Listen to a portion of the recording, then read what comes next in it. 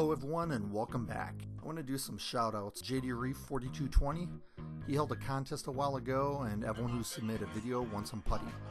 Very cool. It worked perfectly. Thanks JD Reef 4220 and check out his video in the link below. The next shout out goes to Mofro's Reef. He had a contest and I won that. I won a par meter. Okay, maybe I didn't. But he did have a good review on this par meter here by Apogee. Basically, it doesn't have the monitor to it. It just has a USB cable. It cuts down the cost, and you can just attach it to a computer or a laptop. It works really well. Make sure you check out his channel. A link will be in the description box below. So this par meter really came in handy because I was starving my corals of light. I was running my par levels way too low, and I was making very small adjustments. I was being way too conservative. So I'm just going to do a little bit of a commentary on what I do every week to my tank to clean it. So basically I turn off my power heads or my MP40s, whatever you want to call them. I use a metal scraper, and I like to turn off my power heads because I don't want to bump and knock corals over and break them. I've kind of done that in the past. But I like the metal scraper, kind of go along, do my thing, and scrape the algae. Then I whip, oh wait, no. This is a Python Nano.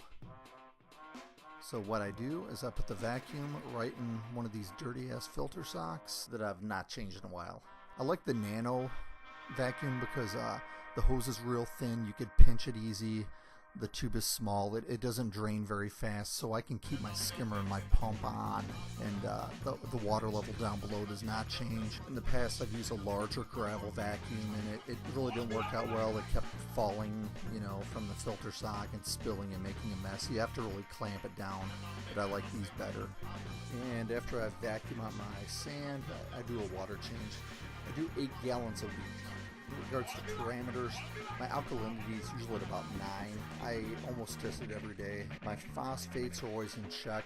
My nitrates maybe 4 to 8. I know when my colors start getting kind of bad to do a water change. I know some of you want to know how my frags are doing from my last shipment.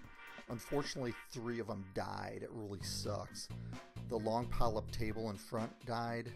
The strawberry shortcake, the far right back died.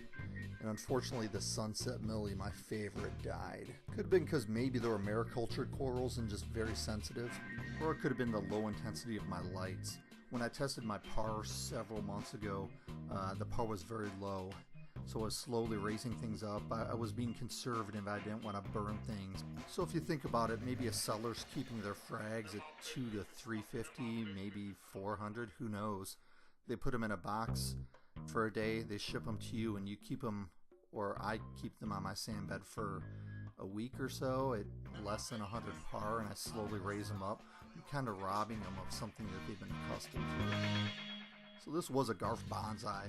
What I did is I plucked it, I clipped the tips off, and I clipped the bottom, and I glued it to a frag plug.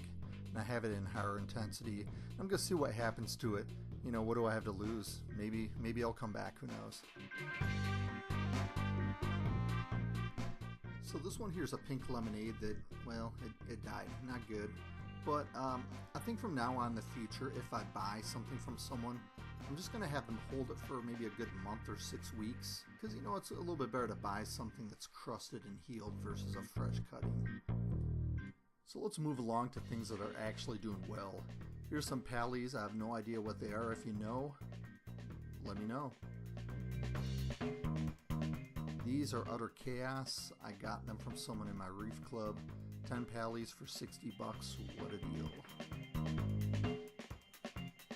And these are my oxides. They're doing really well. They're spreading all over. I got this new jawfish. He kind of spits sand everywhere, so they're kind of closed for now. Let's move on to SPS. So the coloration's getting better when, since I've been increasing the intensity of my lights. Nothing's burning. And that one, the upper right hand corner, the Spain bow, just you wait. It's gonna turn yellow soon. It's a slow color. This one is a fast grower. I have no idea what it is. If you know, let me know. But that was before Maybe about 2 weeks later it's gotten brighter and more purplish. I have no idea what it is, but I love it. The person who sold it to me said it was a blue and purple tricolor Velita, which kind of makes no sense. It would be a bicolor Velita. And this is one of those other ones from Vivid. This thing is an awesome color. It's a pinkish, like a pastel color. The polyps are always usually out. It's doing really well. It's encrusting too. And this is the Sakale. The color's getting lighter, but the tips are turning a brighter blue. It really doesn't show up here on the camera, but it's doing well. The one on the left and right, those were from Vivid as well. The one on the left I'm going to raise up a little bit. It looks like an F-Low. I have no idea what the one on the right is. Kind of has a Setosa shape to it, but just a different color. The green one on the left is another one from Vivid. Another Survivor. I have no idea what it's going to turn into. And the PC Rainbow getting some color. Nice Aussie highlighter. Very bright green. So that's it for the time being. I want you to stay tuned for further updates. Now we just kind of watch and wait and let things fill in. Alright? Thanks for watching and thanks for subscribing. Until next time.